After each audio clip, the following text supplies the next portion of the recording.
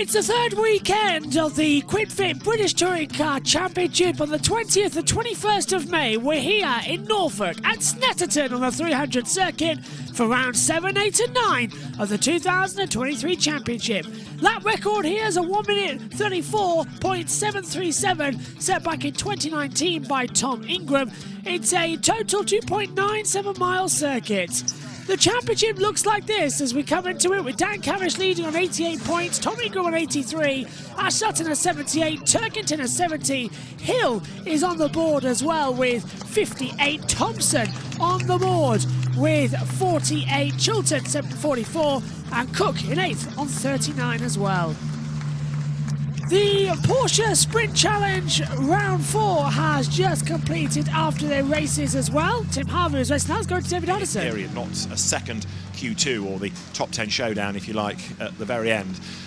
This weekend as well, the cars have got 3 different compounds of tyres to use over the course of the races, but they will qualify just on the medium, and the session is just under 10 minutes or so away from blasting into action. It's going to be fascinating to see whether it's going to be rear-wheel drive or front-wheel drive, and how much difference around here as well the hybrid is going to make, and therefore those with limited hybrid use may well find themselves on the back foot. Well, we have a little bit of form to go on, not only in terms of the 2 free practice sessions this morning, but also the previous 2 events, some of which was rather affected by rain, admittedly. But earlier on in the day, Tim Harvey and Louise Goodman took a stroll down the pit lane. They ferreted out a few drivers and gave their thoughts on the season so far. Unusual to be here at Snetterton for the 3rd round of the championship. It's normally halfway through the year, and normally the guys have come here after having a Snetterton test as well. So what difference will that make, if any? Well, it'll make a big difference to some of the teams who are still trying to get a handle on their cars, but for the top teams, they all came and tested here earlier this year, and so it's a track everyone knows well. It's a good test track because it's got a great variety of corners, but the top teams appear to be on top of their game straight away. Well, let's go and have a wander and have a chat with some of them. In fact, I can see, talking of the top teams, the driver who finished top P1 in our first practice session and P1 in our second practice session are both here. Ash, hang around, don't disappear as soon as you see the camera. Off. So quickest in first session, quickest in second session. I know you had an extensive good test here. You tried all the tyres. Conditions similar to the test you had? No, definitely warmer. It's definitely warmer. We were bobble hats and jumpers on those days. So yeah, I think we're in a good place with the car, aren't we? We've done so much work, Tim. I don't think we can exaggerate how much work we've done, and obviously we've done a fair amount of test days to put that work into practice. So ultimately we're reaping the benefits of it all. Obviously in free practice you've got the use of the hybrid. Dan, with just 1 second of hybrid in qualifying, the long uphills here, it's going to really hurt you, isn't it? It's not ideal, is it? But ultimately it's doing what it's meant to do, and there's definitely power there to be had. But I'm hoping the guys that I'm actually hopefully racing for this championship, they're all kind of around me anyway. Ash's got a couple more seconds here, Jake's got a couple more there, Tom's not got a lot more at all. It's I want to be around those guys. Obviously the championship's designed to let other people have their turn at the front, and I hope over the season it does that.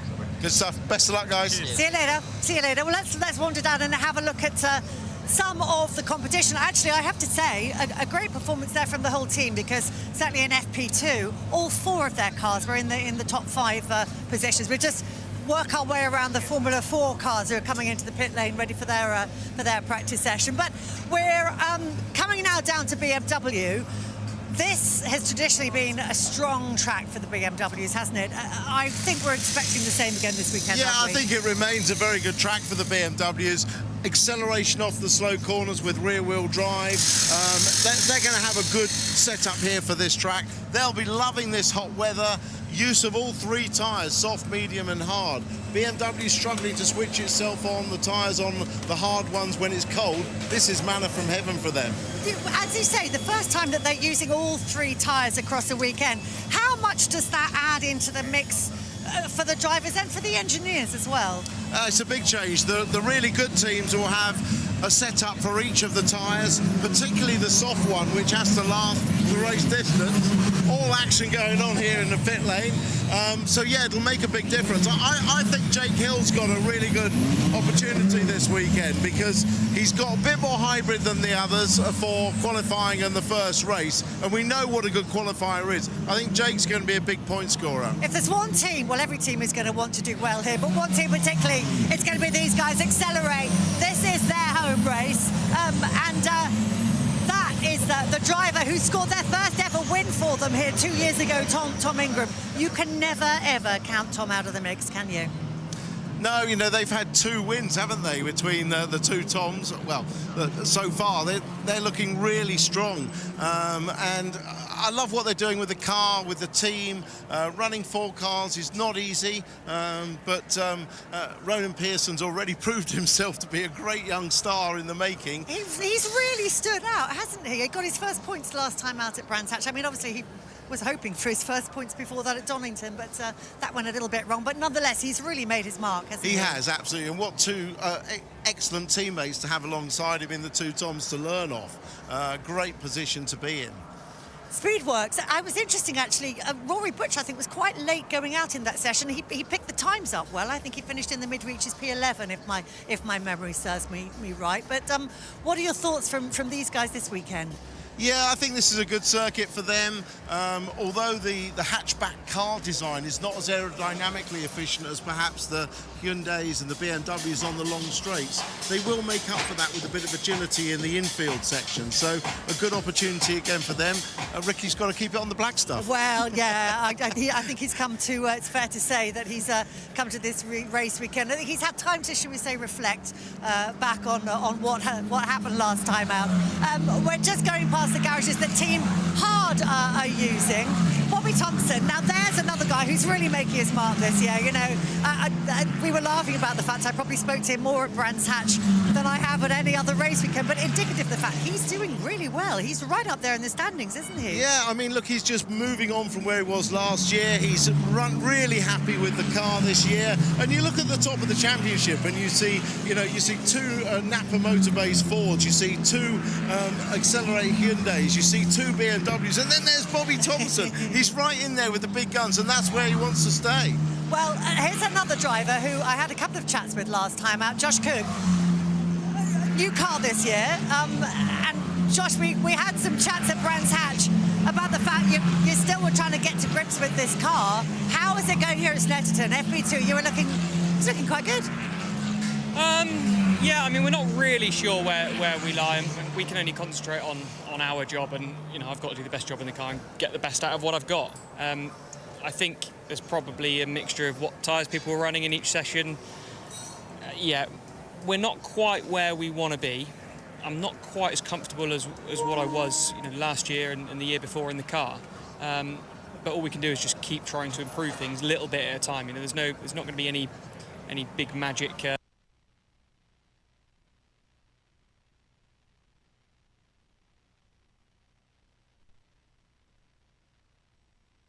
Compounds for you to use here for the first time.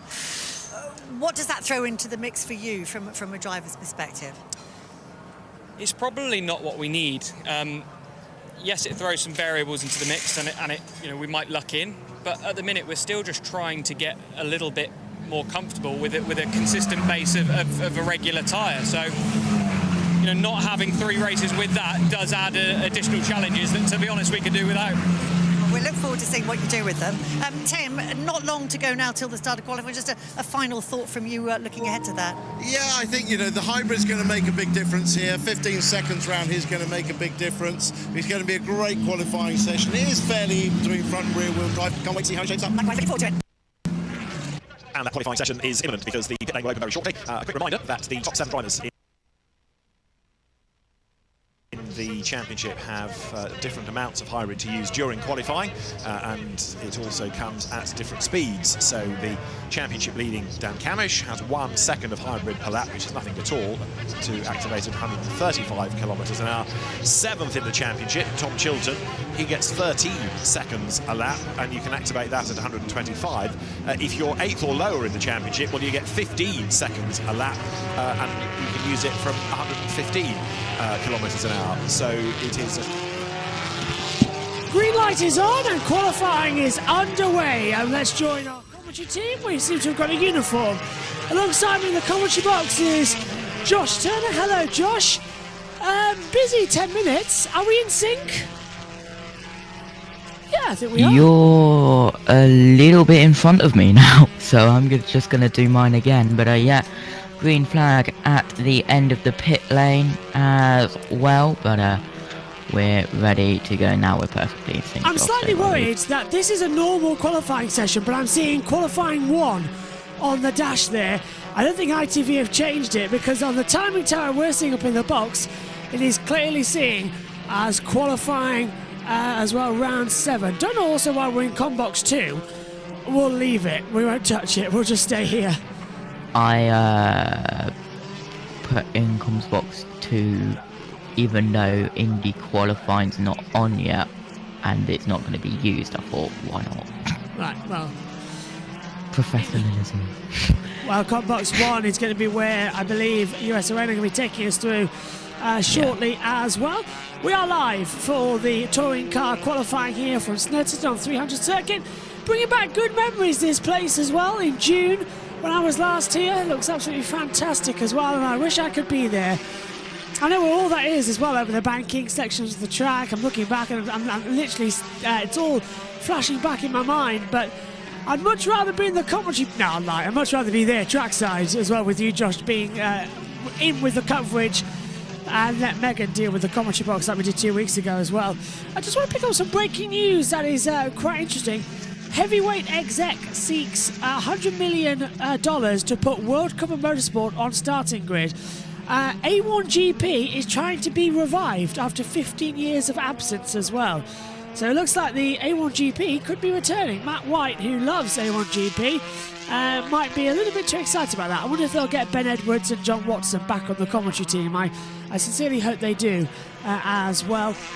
I'll do it. I'll commentate on A1GP. It's an absolutely fantastic series. I loved every second of it as well. Great concept as well. And let's hope this time it actually works out.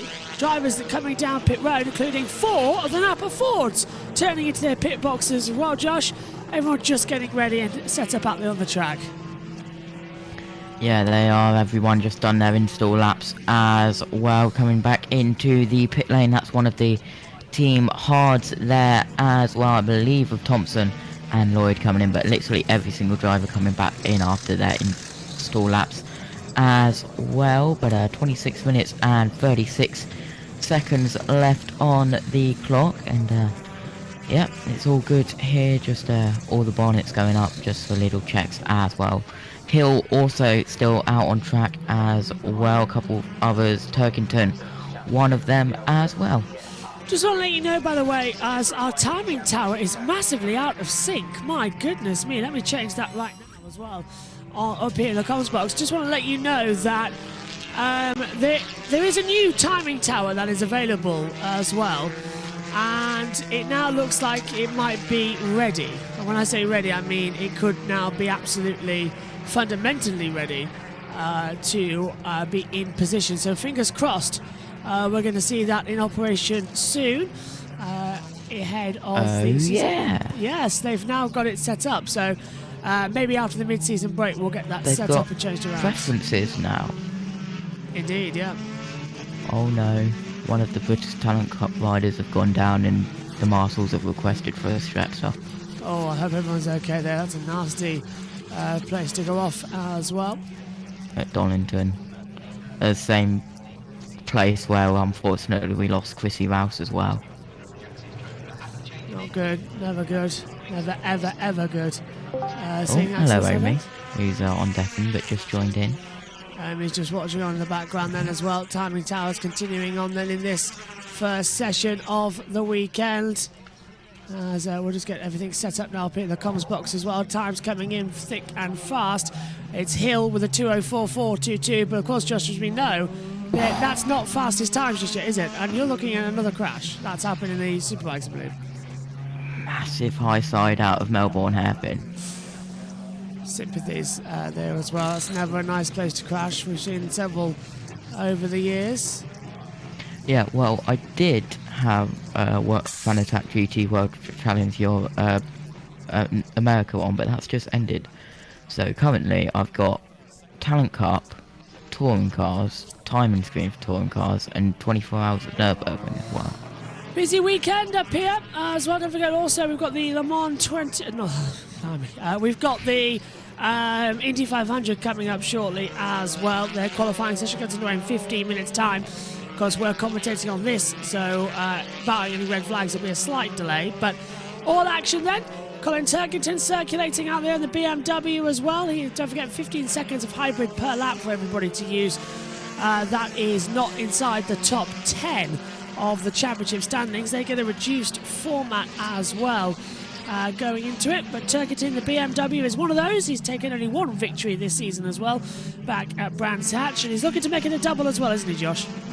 I much prefer the dark version on TSL timing. The default one on the new layout does not look good, but yeah, looking on the for the double as well, as I'm just messing around with the timing screen, seeing what it's like in all different layouts as well. But yeah, hoping to do the double as well, and he could do it. Jelly goes to the top, first real time of the session with a 1:57.907. Hill demoted down into second position as well, but all looking strong so far. Turkington third, Morgan fourth on the control towers. They slide round. Cars using indicators as well to get out of the way on the back straight. That's, I believe, looking at one of the Hondas, it's the 36, I want to say. You can't stop on the track. You cannot stand still on the track. That is an instant black flag as well. I'm trying to see. I think that was Adam. It can't be Adam Morgan. It's a Honda as well. So that's not allowed, is it, Josh? You can't stop on the track in order to get a better position in qualifying. It's dangerous. Yeah, I'm just having a look at the driver tracker as it loads up. If it's working, yes, it is. Trying to look in the middle sector. I think it's the 42.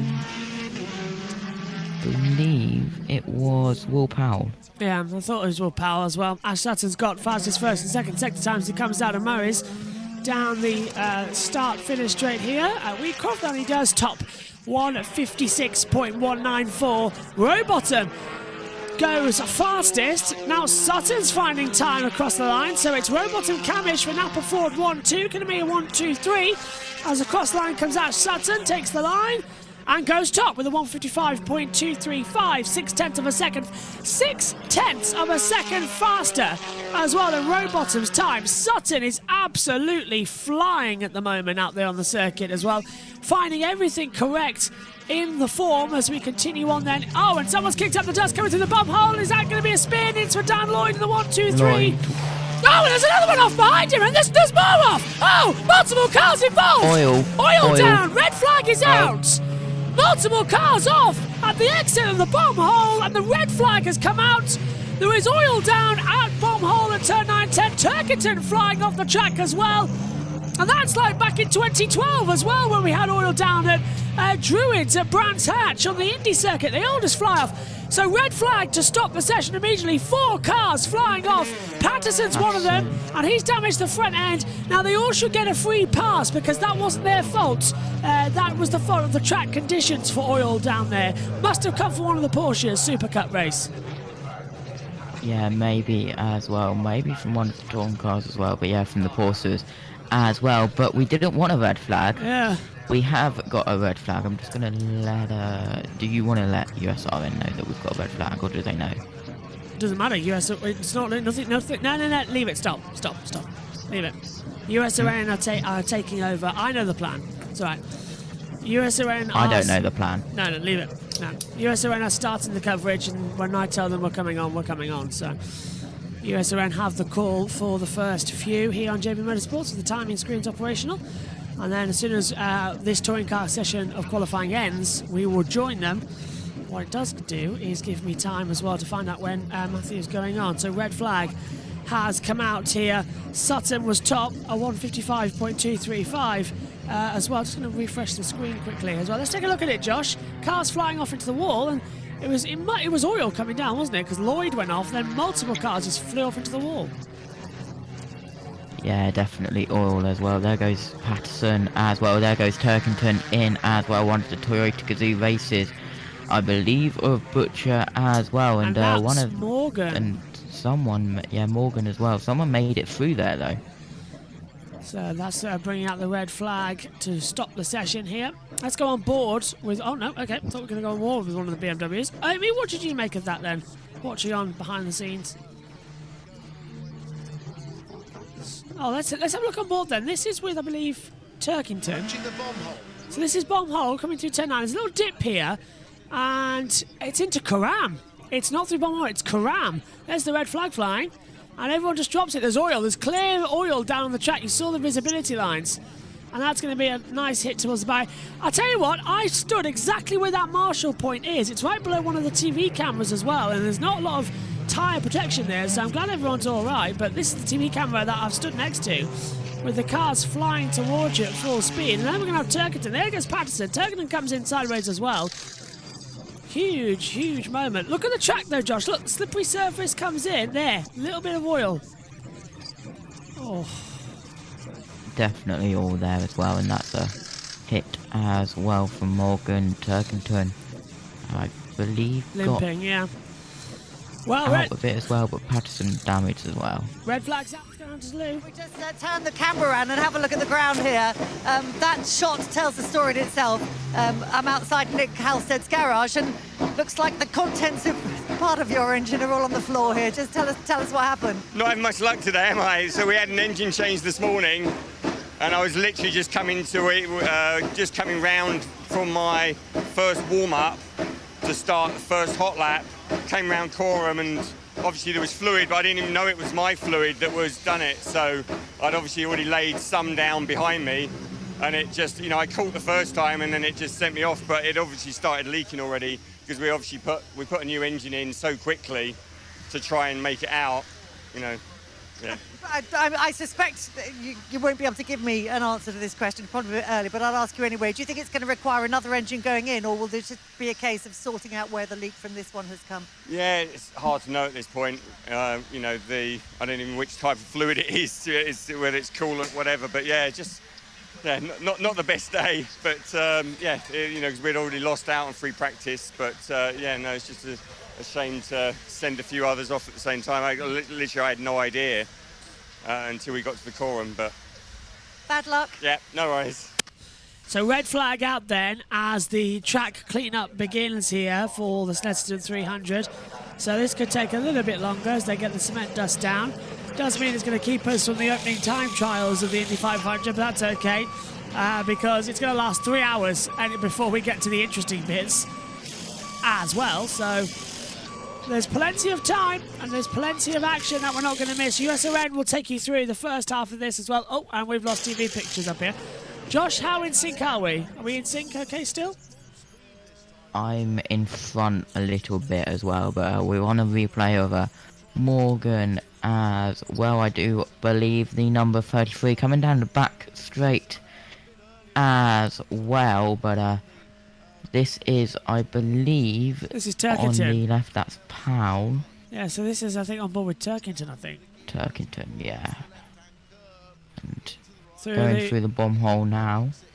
So he's going to lose it coming into Karam at the bottom of the circuit. He's just going to slip away from him, isn't he? On the inside, turns in. You can see the liquid there. Red flag was already out, though, so he just had no chance to avoid it. Yeah.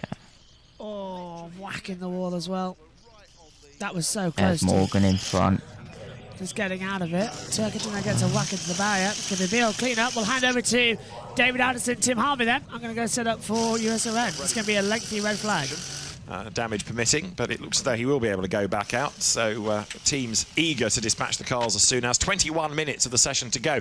And of course, out of 27 cars, only 12 had recorded a time.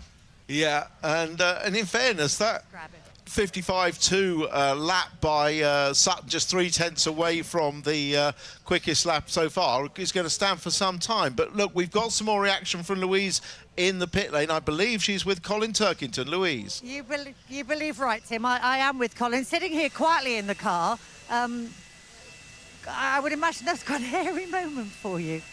Yeah, I'm still shaking a bit, Louise. That was a massive off. I thought I was a goner there because I'd already backed off because I saw the few cars in front. So I thought I was safe, but the next thing I was just rotating down the track, and I was just waiting to impact whatever car had went off in front of me. So I don't know how I didn't, and I think I bounced off the tyres quite considerably.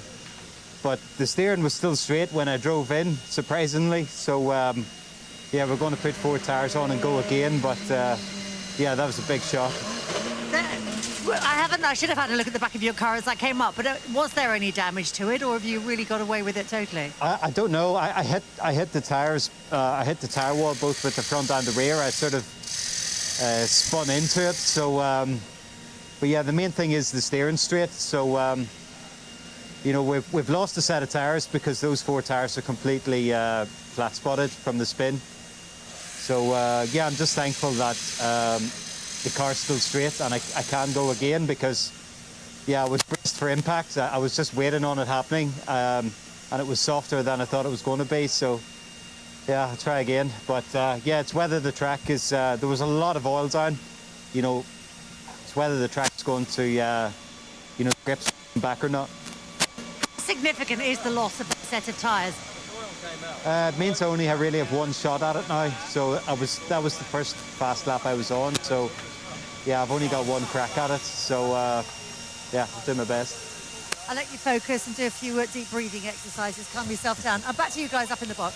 Thanks, Louise. Yeah, so Colin Turkington sort of calming his heart rate down, and you can see all the way from Coram up the pit straight into the pit lane. So the cement dust goes down. The Toka team does have the truck with the high blowers to dry the circuit. So you can see how much of the circuit it stretches around. So once it's been treated, then that can be dried and we can then get back underway. But there's an awful lot of cement dust that's needed. Yeah, it's a long amount. This bit not such a problem because it's offline, but all of that cement dust coming round Coram, right round to the final corner at Murray's, that's all on the left-hand side where you're really leaning on the car, and to try and find a line where you're safe enough to go quickly and not get onto that is difficult.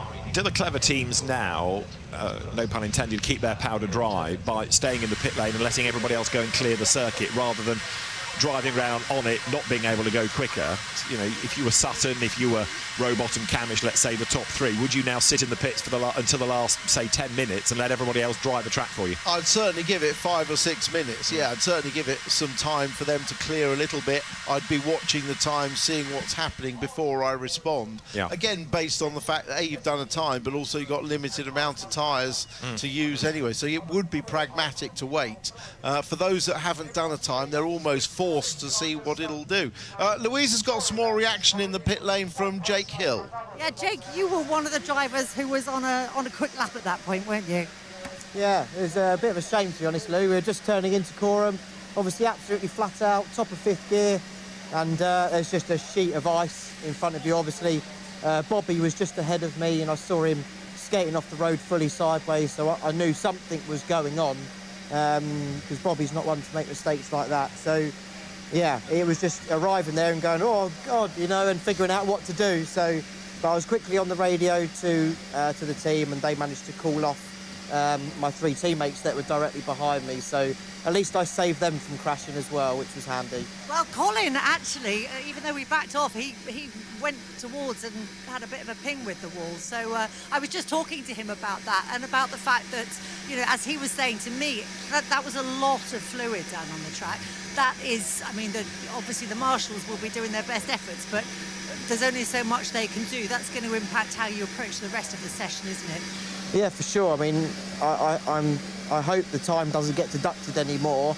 I know we're going to be late in the session now, but we still need to qualify, you know. I really hope it doesn't get cancelled or the time becomes too short. But yeah, I mean, for my side, you know, the car's feeling great. We're definitely on for hopefully a strong result today. But hopefully Coram's not too different now. You know, we're going to have to approach it differently, because even when the circuit's been treated, it's not going to have the same grip level that it had prior to that incident, obviously, with, I think it was Nick's car that was leaking something. So let's just see, Lou. So what's your approach? Do you kind of sit tight here, see what other people are doing, see what the times are doing, and then go out? Or do you go out yourself, find out what it is, and deal with it accordingly? No, we still got to go out as soon as it goes green, set a banker, so at least we're hopefully somewhere in that top 5-ish, and then just assess the situation, assess the session really, and go from there. Obviously, we haven't got any shootout qualifying today, so we just got to do our best really. But it depends how much time they give us now. That will determine what we do. Okay, thanks. Thank you. Let's just have another look at the situation developing. So Nick Halstead has had his moment out of shot. There is Jake Hill coming into the picture. Dan Lloyd's having a wild old ride ahead of him. He does get away with it. The BMW is behind rather less so. Nick Halstead rejoins the road after his moment. That was Dexter Patterson, who probably, in fairness, is the driver that copped the most of the damage. BMWs arrive. We'd seen Colin Turkington off. That was Adam Morgan's moment. And from another angle, save of the day from Dan Lloyd. A World Rallycross career beckons if ever he gets bored with touring car racing. Dexter Patterson off behind. There's a Toyota also that's appeared back into shot after a wild moment. So half a dozen cars also affected by that. But just going back to Jake Hill's point about the time, well, the clock has stopped because it's qualifying. 21 minutes remain of the session, so about 2/3.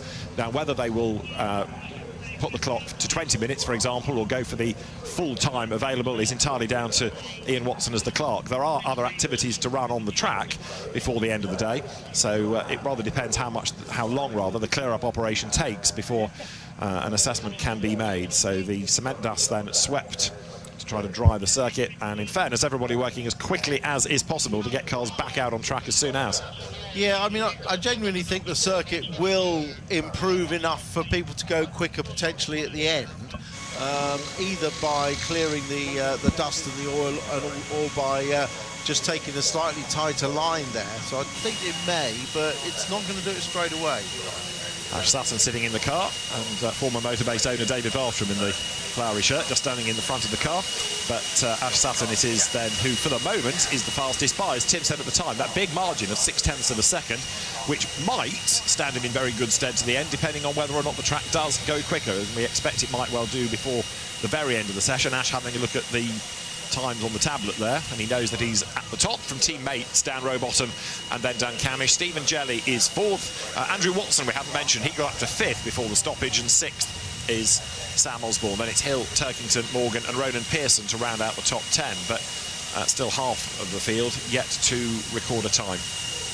So David Bartram, you saw a shot just recently. A retirement's obviously suiting him well. He seems to have lost an awful lot of weight, so he's clearly happy in retirement. So it was merely the stress of running and owning the team that was making him eat cake, I think. As announced, 5th fastest, Andrew Watson, with new dad, Aaron Taylor-Smith's car next to him, but he has yet to do a time. But those that haven't done a time, Bobby Thompson, Tom Chilton, Ricky Collard, Rory Butcher, Dan Lloyd, Aidan Moffat, Will Powell, Mikey Doble, Dexter Patterson, who was on a lap before he had that drama, Jack Butel, Nick Hamilton, George Gamble, Aaron Taylor-Smith, Nick Halstead and Jade Edwards. They are the drivers who want or need to do a lap time. Now, interestingly, that track sweeper is back in the pit lane, which suggests that we are making progress with the clearing of the track and the clear-up operation.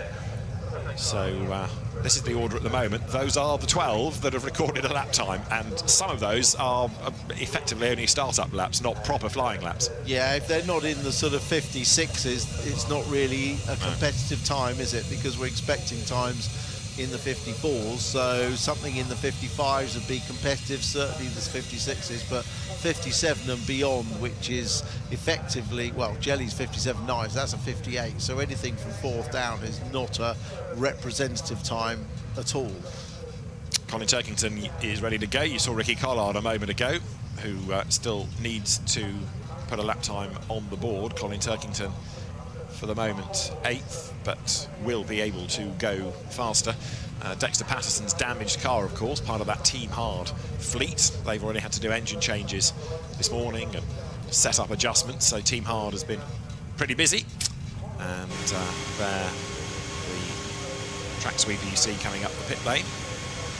The team's ready to push the cars back, and considering the speed of that corner, we did very well to get, relatively speaking, so few cars undamaged. Yes, I think the drivers will be fairly trepidatious when they go round there for the first few laps. Yeah. I mean, unfortunately, the best sweeper in the land is a racing car, and but get a few of them out there, and they will clear that and gradually regain their confidence to lean on it or find a line around it. So there is Coram. Dexter Patterson we'd seen go off the road there. He's picked up damage, and he can explain more to Louise. Yeah, I'm looking at a bunch of guys by Dexter's car. Enormous amounts of tape going onto the front of this vehicle. Yeah, no, I think duct tape's holding the front end together now. I think it was just a bit oil down or something just before the last corner, so there's not much warning before it ended up in the wall. A huge amount of oil down there, and quite a few drivers going off. But how much damage have you sustained to the car? Do you know? Is it anything? Is it just superficial, or is it anything that's going to impact you going forwards?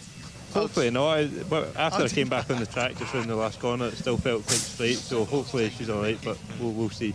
It kind of puts the pressure on for quite a few drivers, doesn't it? Because a smaller percentage of the field has got a lap time down than hasn't.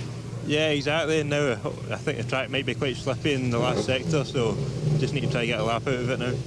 I'll let you get ahead down. I can hear engines firing up behind me, so hopefully this session will be getting underway again very shortly. Yeah, I think, thanks Louise, we're into about the last half a minute of the hiatus, so we've lost round about, 15 minutes or so, if not more, but the teams are ready to pull the cars back into the pit lane, and we should be good to go very, very shortly. We're told 16:07 as a restart time. That means we're about 10 seconds or so away, so the track is as clear as it's going to be. There's nobody else out there, no marshals, no recovery officials, so that means that the green flag can now be shown. Qualifying is... Away we go then, green flag, and the qualifying session resumes as well with 21 minutes to go here. Fingers crossed we're going to be in for a quick end to this session. The IndyCar qualifying has started, if you are watching that as well. Matthew Owens has the call as the current moment in time as well. So fingers crossed, everything goes well there. We'll keep an eye on it as well. But Josh, sweep has been out the track, everything's got going. Now let's see who can qualify. They're running out of time, they only get 30 minutes to do so. Yeah, they are running out of time as well as they all filter out of the pit lane. They're going to have a look every single time they go round the final part of the circuit where all of the oil has been put down on the track as well. A lot of cement dust being used as well, but with 20 minutes to go, you've got to get out there and that's Powell. And I think he's got a front suspension problem. Is this going to be yet another red flag? Now he's gone straight off down at Rich's. I think he'll be able to get going. And he has, but it doesn't sound good. So this is him coming out of the pit lane. What's he done? He's watched the number 70. Oh, double lock up, and straight into the gravel. So that's why I thought the suspension was damaged. He locked the complete axle of the car. So just managed to avoid it from the gravel, but he's going to have to come in. And Josh is going to be dropping. Yeah, he has now dropped loads of gravel across the entirety of the track. Yeah, he has as well, but only going through turn 2 as well. Let's have a look at it as he exits the hairpin up at turn 2 as well. Everything looks okay other than tons of gravel being dispensed onto the track as well. Oil, now gravel, 2 different parts of the circuit. They're going to have to get that done as well, but a lot of cars going into Brundle now. On board with Colin Turkington. In front of him is Osborne Hill and another Napa as well. They're coming up to where the gravel is as well. Not where the gravel is, where the oil is as well. They're all kicking a little bit of cement dust up as well. I should have put it on the battle screen there, but silly me forgetting to keep the timing screen on for USON for their part of the IndyCar qualifying. Yeah, Matthew Owens has the call right now, I think, with Tom on USON as well. So get in touch with them. It's on JB Motorsports as well. There's a huge bit of gravel, Josh. I don't like right on the racing line. And I don't want to say it, but I think they might stop it to clear that up if it's affecting people. Yeah, they might as well, but hopefully we stay red flag free as well, but with all of that gravel on the track as well, we might not. But Patterson using his hybrid as well. A lot of cars still in the pit lane are coming in back into the pit lane as well. Patterson just is out on track as well. I believe it was Powell has made it back into the pit lane as well, or on his way So several of them back now. into the pit lane as well. Let's just take a look with Chilton as well, changing some rear tyres, getting onto the softer option. Now, Snetterton is the longest track we have on the touring car calendar, as I said, over 2.97 miles as well. It's almost the length of a Formula One circuit. In fact, it could hold Formula One if it had a new pit paddock area as well. And that is Camish, stopped on the track, and I fear another, if he's getting out of the car, which I think he is, what's happening to him? Yeah, we've gone red. Yeah, red flag again. Camish is unbuckling himself and he's come to a stop. That's down at Oggy's. He's out of the car. So red flag for a second time today. Obviously, they just don't want us to do the IndyCar qualifying session.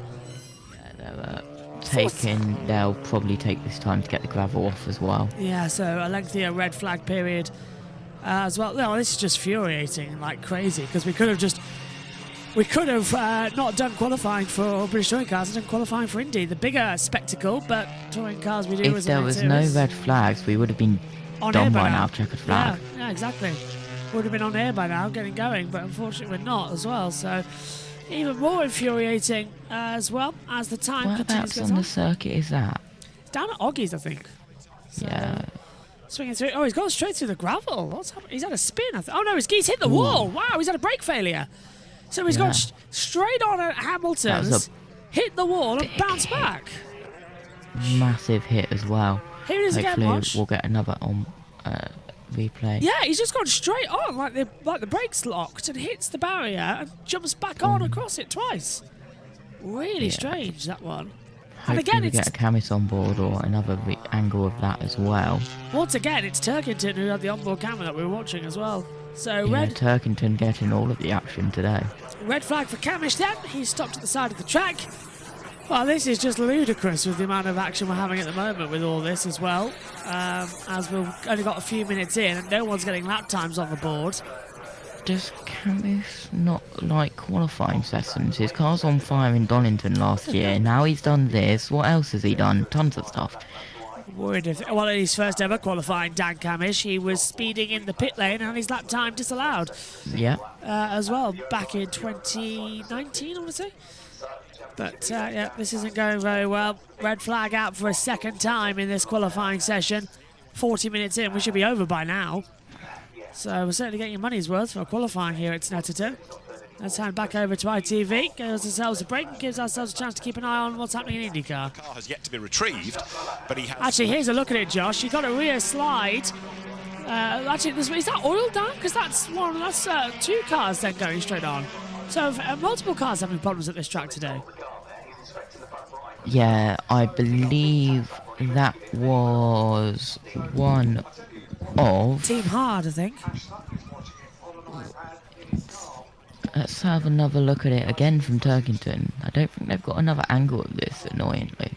Yeah, so he had a massive spin, hits the wall in the comeback, and then drifts back across on the racing line. A really strange accident as the red flag's out. Let's hand over to ITV, see if they can do anything. Trying to read his hand signals about why he went off, but can't quite see what he's implying with that one. It's taking a long time to get a recovery vehicle to this, isn't it? Yeah, I think that's going to need a lift, isn't it? Probably, because it did have an impact with the barrier. And Dan is looking at the right front as if there might be damage to the suspension there. Right, finally, a vehicle is on its way. Which hopefully can... Oh, it's also barrier damage that's going to take the time, isn't it? Because he gave that such a big whack. That is being attended to. Yeah, although it was a glancing blow, wasn't it? Rather than a head-on in. Right, so Dan is okay. But yeah, very unlucky to lose his one and only fastest lap, wasn't he, really? Because that was nothing really to do with it, and he hasn't had a chance to do another lap. Anyway. And we are now, perversely, even though the session restarted, we now have fewer drivers with lap times than we did before, because one of them has lost the one lap time he did, Dan Camish, by causing the second red flag. So at the time of the restart, 12 people had times, now 11 people have times. You know, when you think you've seen it all in touring cars, something will always come along that has never happened before, won't it? But yeah, 2 red flags. Yeah, they're going to lift that car now onto the flatbed. They're attaching the lifting posts to the roof. But yeah, interested to hear what he says about that one.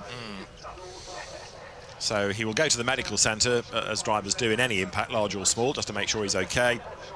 But we've seen he's okay. He's been walking around frustrated, and will have a lot of work to do in race 1. Straight away, the weekend now is going to have to be engineered towards the reverse grid and race 3, and the championship leader will have to try to salvage points out of that.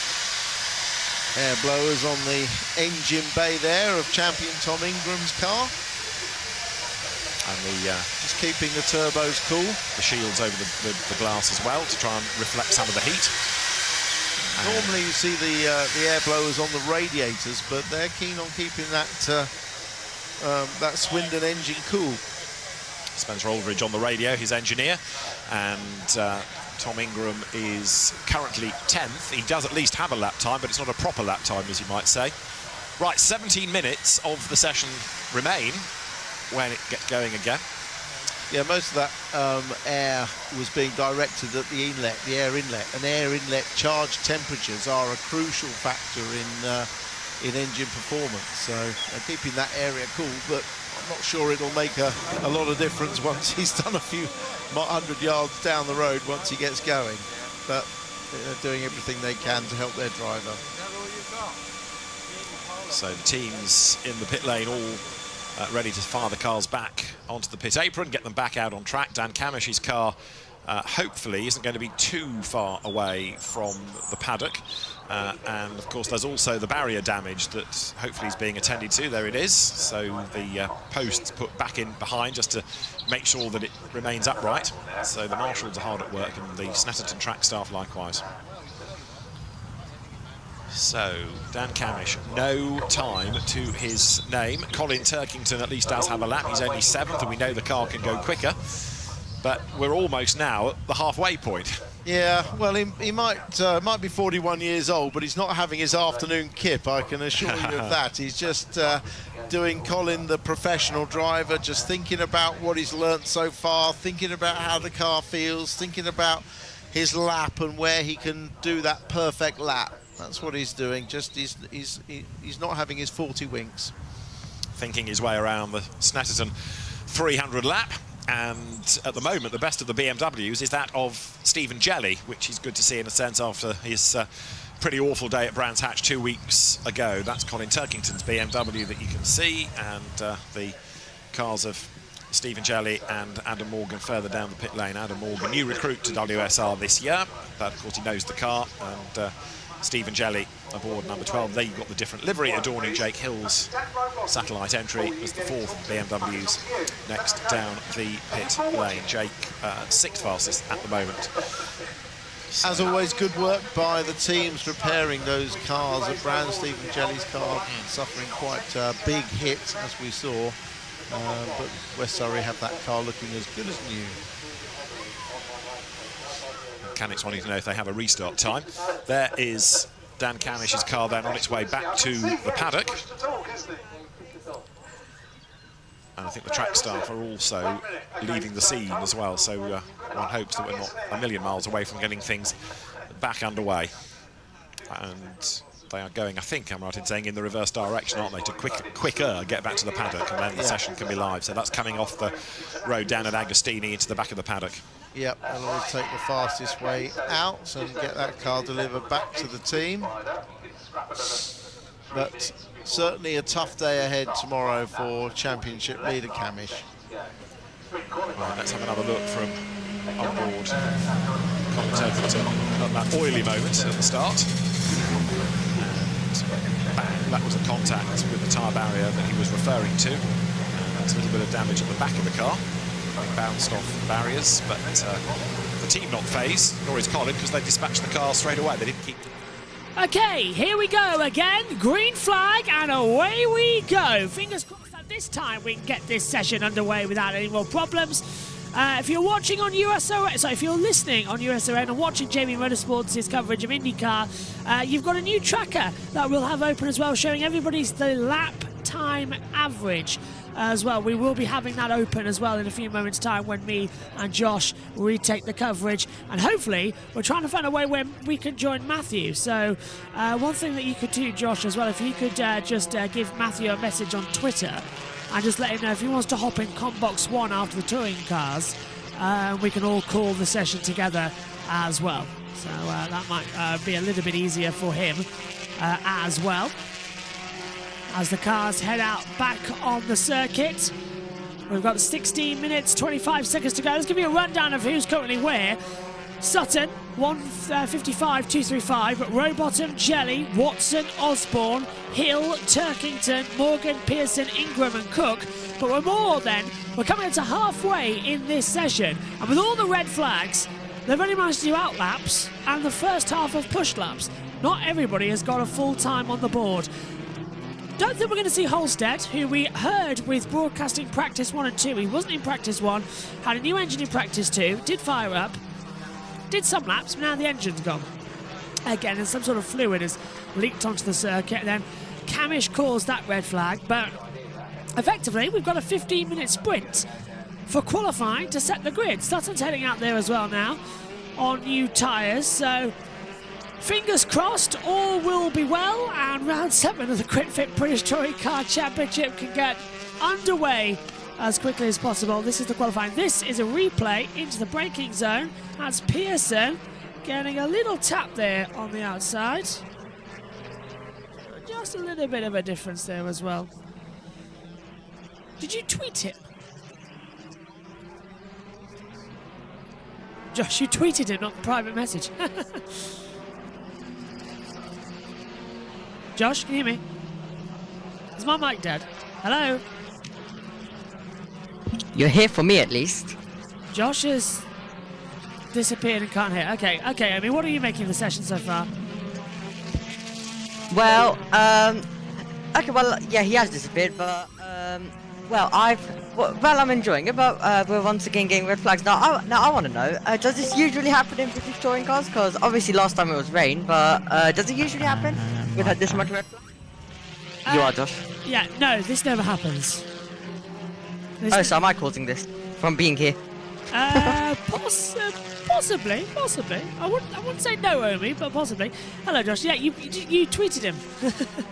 I pressed the wrong button on TweetDeck. Well, it doesn't really matter. That'll get his attention. Leave it. That'll get him his attention. I've already deleted it. Oh, right, okay. Just quickly, Will Power, Colton Herter, Marco Andretti, Ryan Hutterain, Helio Cash and Evers is the current order in the field at the 500, but it's a scheduled running as well before they then have to go in. But here for the QuickFit British Touring Cars, I can tell you that I know we're not pulling in as many viewers as the IndyCar is, but thanks to everyone sticking with us as well, giving us all the action. Hopefully, we're going to see some powerful laps in a few seconds, because no one's gone off on the install laps, which means finally we can get going on push laps. And this is the most crucial time as well, because they need to be, I think, aware of their surroundings and know that they can't make as many mistakes as entirely possible, because it's so crucial now with so little time left on the clock. They've got to do it. I see, actually, Camish is out on the circuit as well, and he's out of it. That's why he's got the out sign as well. And only 11 cars have set fastest times, but now we are getting changed in. Sutton's back into the pit lane after setting top honours. 155.235. Go on. See Castaneves' run in IndyCar. No, I haven't seen anything on the TV, Martins. Why? What happened? Very, literally touching the wall. Touched the wall. Helio getting a bit sideways then. Okay, on board with Ricky Collard now in the Toyota Gazoo Racing. Adam Murray's and down the straight towards Richie's at turn number 1. 159 for Turkington. That puts him up on the board. And again, Collard second. Chilton now goes second as well, finding more time. So Sutton from Chilton, Collard, Rowbottom there as well. As the action goes on, Cook 5th, Gamble 13th. Listening to... Oh, hang on, we've lost... there we go.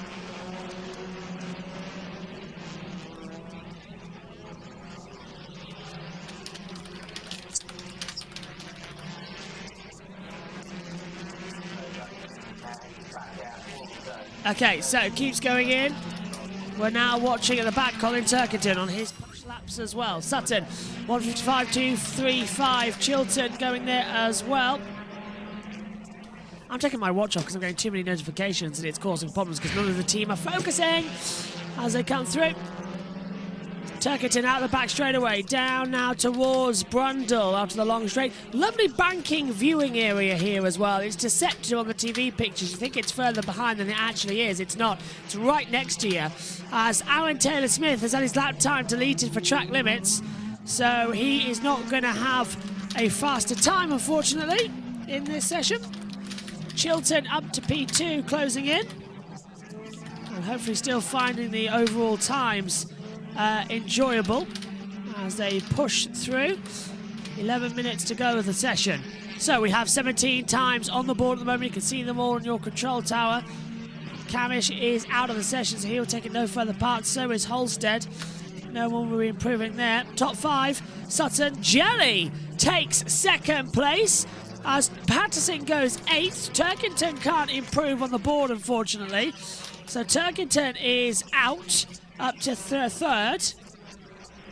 But Jelly doing amazingly well there. Collard in P5, trying to find the time, so he's going towards turn 1. Collard needing to have some sort of grip on reality. We'll hopefully get it up soon. Hill 14th. Gamble goes 7th, and that is Watson going very wide, and that is, I think, coming through Augustini again. So Taylor-Smith goes 11th, and let's have a look at it. It's in bomb hole, actually. He hits the oil patch, and coming into Karam, just drifts off wide and nearly ends up between the wall. In fact, he completely cuts out Murray's as well. Lovely Jim Clark grandstand there as well. And that's where all the entertainment areas was as well. In fact, I think I just saw where I camped a couple of years ago as well. In the entertainment area. We put up a tent as Jelly's gone for a spin down at Hamilton as well. On the infield section of the track, gets it going. Oh, and nearly blocks off his teammate Morgan. Morgan nearly gets a side swipe from his own teammate as Hill comes up behind the 24. So a little bit silly there. How's qualifying going? I see Marcus Ericsson's fastest. What a surprise. Yeah, he's not completed his lap time yet, like his whole 4 laps. Oh yeah, I see he's only done 3, isn't he, at the moment, so 4's coming up shortly. Checkered flag now. I'm not going to tell you, just in case people are watching as well. And I've done the right thing. I've not tweeted it. I've messaged it now, Josh, don't worry. Pressing the wrong button on TweetDeck is always a pain as well. Why is it that I've been watching the European truck racing before BTCC qualifying, and now the British truck racing? Why has both of the leaders' engines blown? I don't get it. I'm not sure. It's weird, isn't it?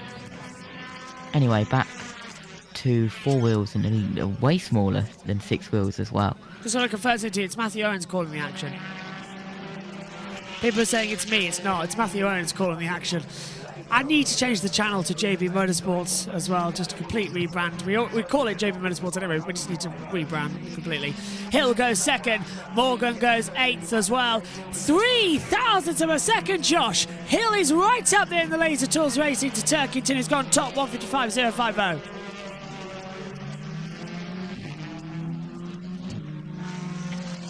Yeah, as well. Oh, that's Sutton getting on the grass there, coming through the bomb hole as well. Drifting, kicking up the dust as well as he enters the braking zone for the last 2 corners. Keeps on the accelerator, drifts out wide. Sutton, fastest sector 1 and okay sector 2. He's out of his 4 seconds of hybrid power. Does he go provisional pole position? He does, with a 154.620. 4 tenths faster than Turkington. That's a lovely lap time from the Napa Ford of Ash Sutton in the 116. As Rowbottom goes 4th, that's his teammate 155.518 on the control board. So, times they be a changing at this time, and a load of action is coming up. Tom Ingram, can he go fastest? Last year's champion of the series. Okay, sector 1, fastest of all, sector 2 across the line from 17th to 4th. Second row of the grid, 155.113. Pushing the actioners, that's Will Powell having a little bit of a spin coming into, I believe, that's coming into Williams at the back straightaway. That's after here down at Wilson's hairpin. So it just keeps on going. Watson flying through. This is like what we saw at Brands Hatch in the qualifying, isn't it, Omi? A nice controlled session after 2 or 3 red flags. Yeah, after a few red flags, it all started to calm down, so I guess it's a repeat. It's basically a repeat, but we haven't had any weather though in this one, so luckily, so we've just had chaos a tiny bit in the dry, so yeah, it's calm once again, but let's see how long will that last. That is true.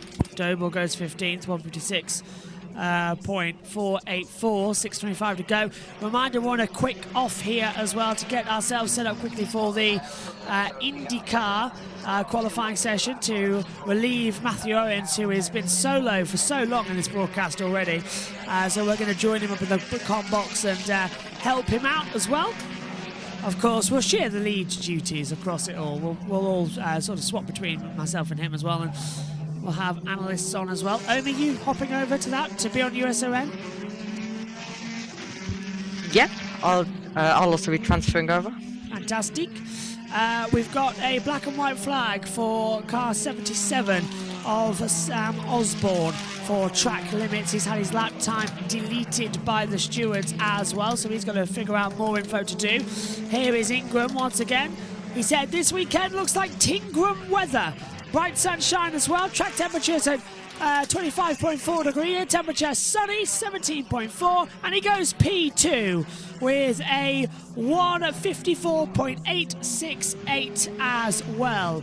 Current IndyCar check at the moment. Ericsson, Power, Herta, Andretti, Hunter Ray, Lundgaard, Castro Neves, with Lundgaard currently on his lap times as well, and Lundgaard stays in 6th position on the board, so we'll expect him to go again. Surprise, maybe my prediction of Helio Castro Neves being in the last row shootout might actually be correct. What a change around he's going to have as well. Morgan up to the line then in the TM BMW car as well. Across it, does he go faster? Across it, 7th to 5th. 155.438, a good improvement there, but still 9/10 off. Usually, Josh, as you know the touring cars, we see 9/10 separating the entire field. Today, at this circuit, we're not seeing that, are we? Yeah, as well, it's a little bit not seeing it today as much as we would in other rounds as well. Sutton on top with 154.526 as well. Jelly also gets put into 8th as well. And Jelly's had a lap time deleted for track limits, that's why he's dropped down to 8th position. So, yeah, he was running 4th, but had his lap time deleted. Watson goes 11th. As well, Rory Butcher in the Toyota Gazoo Racing UK out of the last corner using 12 seconds, 13, 14, hybrid unavailable, used it all 15 seconds up to the line from 15th, improves to 7th, 155.481 there as well for Rory Butcher, good call. Gamble now as well, gambling with some conditions as he was coming through the back half of the track. Moffitt goes 13th. It's really big improvement for Butcher, up 8 places, but Moffitt's up 12, and what we just commentated on there as well. Ricky Collard coming into Brundle. Really flies it in low. PK straight after, the Nelson corner. Now through Bomb Hole. Really tight section of the circuit that dips in the middle as well. Unexploded World War II bomb there. Fantastic viewing area coming into Karam. Commentated on a few races there, of course, a few years ago. You can see where I was standing as well. There's the Jim Clark Grandstand to your left if you're watching on as well. Memories. Murray's the last corner, very tight circuit before you come down the start-finish straight as well. The Senate straight across the line, and this time, doesn't he, proves Collard to 5th with a 155.322 as well.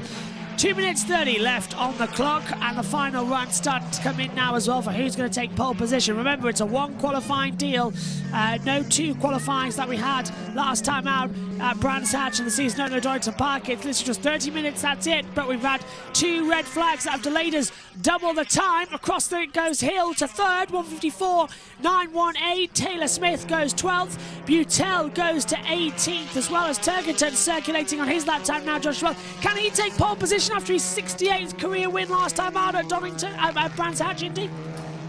It's possible, but he's had a little bit of a chaotic qualifying session as well with the oil And then we been the onboard king, it looks like, today in the qualifying session. Literally every single onboard we get is from Turkington when there's been action, as well as he comes down the back straight into Brundle as well. Oh! That is the 19 down at Brundle and Nelson, who has got a ring mirror, it looks like, hanging off the side there as well. So that's going to be Bobby Thompson, who is crawling away on the inside line.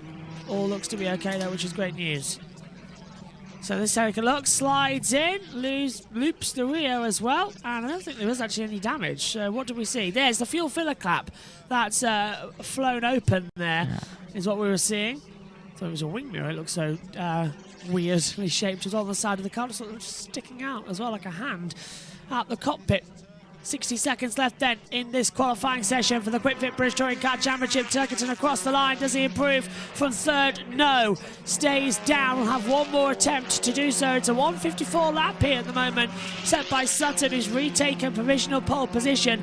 Ingram second, Turkington third, and Ingram won't do any more. Ingram's into the pit lane. Neither will Bobby Thompson. He's backed out of it as well by coming into the pit lane. Hamilton 2. Holstead, we know, wasn't going to take any further part and stopped out on the track was Camish.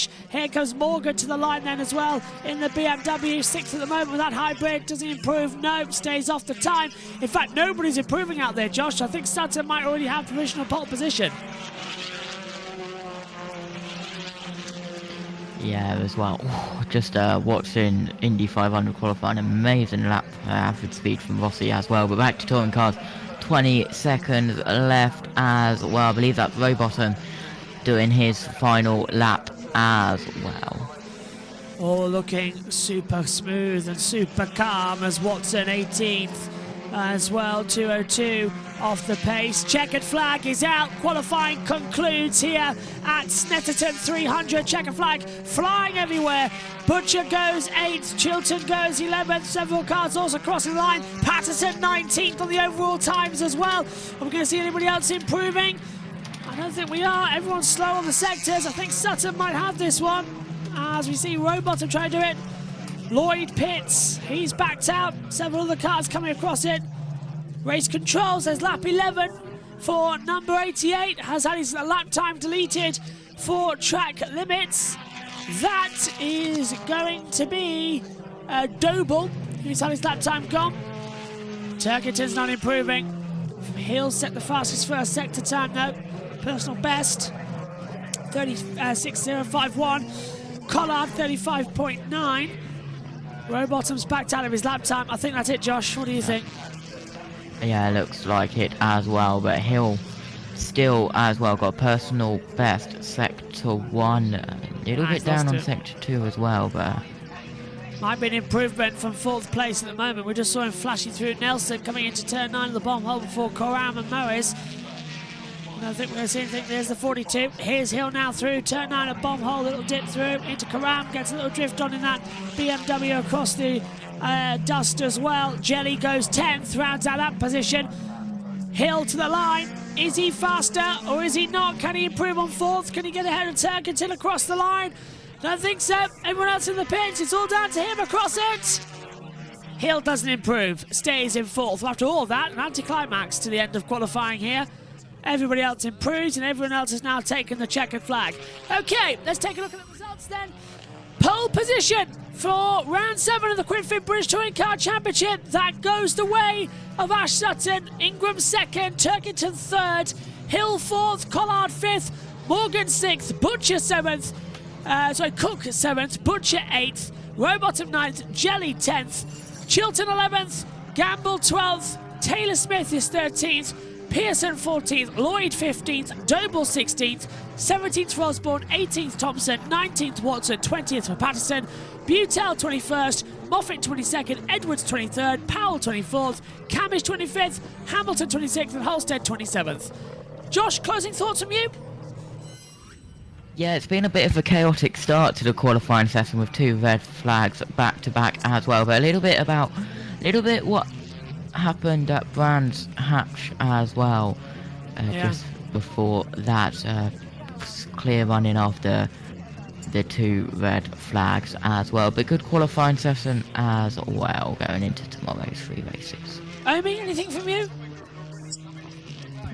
Yeah, really enjoyed that session. As Josh said, we started off, well, exactly like Grand Patch, just without the rain. So, at least we managed to take green right till the end after those red flags, and a similar qualifying to Brand's hatch. But yeah, so I really enjoyed it, and yeah, I'll definitely try to tune into the 3 races as well.